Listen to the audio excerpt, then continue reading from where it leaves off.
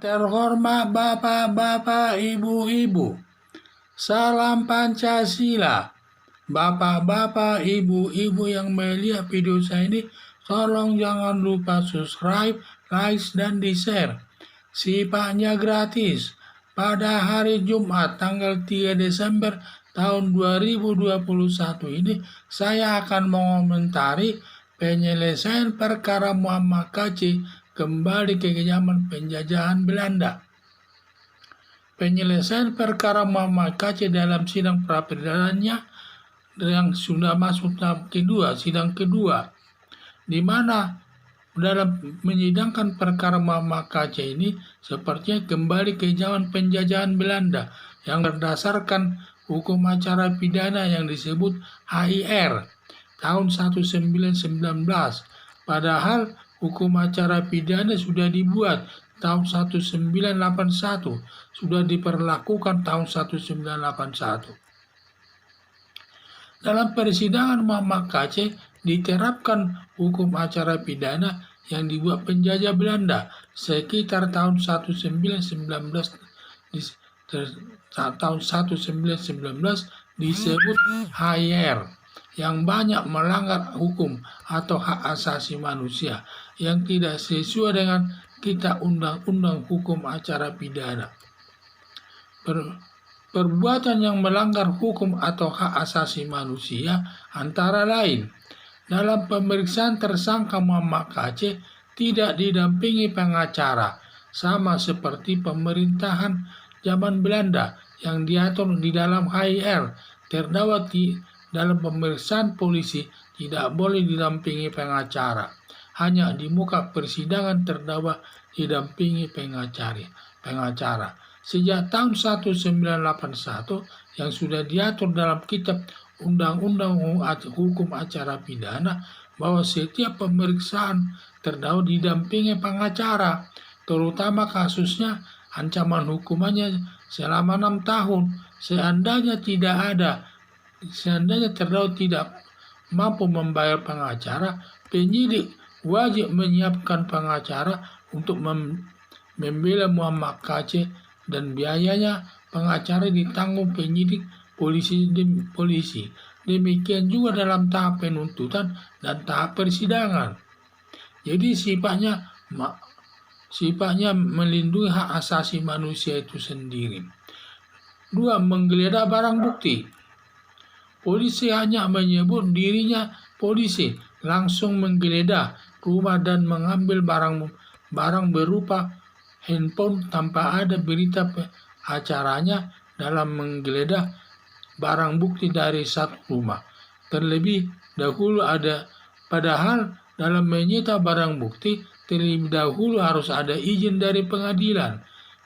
Terlebih dahulu ada kalau melakukan penggeledahan rumah atau untuk menyita barang bukti tersebut, terlebih dahulu ada izin penggeledahan dari hakim.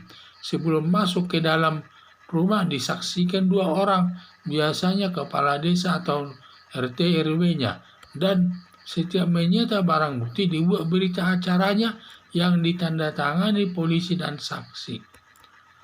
Penanganan perkara yang dibuat zaman penjajahan Belanda yang sifatnya melanggar hak asasi manusia, lalu pemerintah membuat Kitab Undang-Undang Hukum Acara Pidana yang baru yang penerapannya lebih manusiawi, yang tidak melanggar hak asasi manusia dan lebih dia menghargai posisi manusia itu.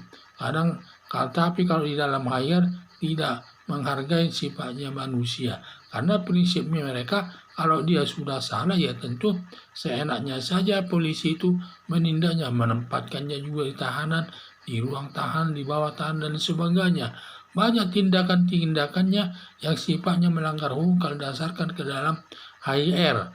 Maka setelah diberlakukannya Kitab Undang-Undang Hukum Acara Pidana tahun 1981 sifatnya manusiawi dan menjaga hak asasi manusia, jangan sampai dilanggar. Harapan saya, sebenci apapun penyidik polisi kepada terdakwa harus diperlakukan dengan baik dan menerapkan kitab undang-undang hukum acara pidana dalam melakukan pemeriksaan maupun penyitaan barang buktinya, dan yang lebih manusiawi, dan jangan menerapkan HIR, peninggalan zaman penjajah Belanda yang melanggar hak asasi manusia. Nah, inilah yang saya lihat dalam menangani perkara ini.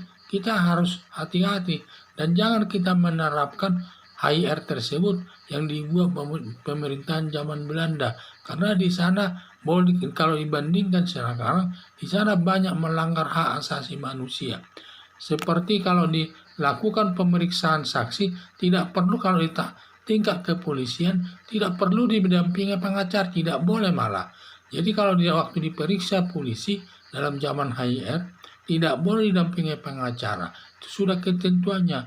Tetapi sudah berlakunya kita undang-undang hukum acara pidana yang baru tahun 1981, di mana setiap memeriksa terdakwa atau Muhammad KC harus didampingi oleh pengacara, apalagi kalau ancaman hukumannya 6 tahun.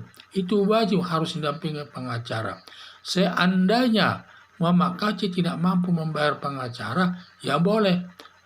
Dan penyidiknya tersebut, penyidik polisi tersebut harus mencari pengacaranya untuk mendampingi Muhammad KC tersebut, dan yang membayar pengacaranya itu nanti adalah pihak kepolisian. Demikian juga dalam tingkat penuntutan atau di kejaksaan maupun tingkat di pemeriksaan di persidangan. Jadi itulah yang harus dilakukan. Jadi kita dalam memeriksa setiap perkara pidana harus berdasarkan daripada hukum acaranya, yaitu kita undang-undang hukum acara pidana yang tahun 1981. Jangan menggunakan HIR, itu melanggar hak asasi manusia. Sekian dan terima kasih.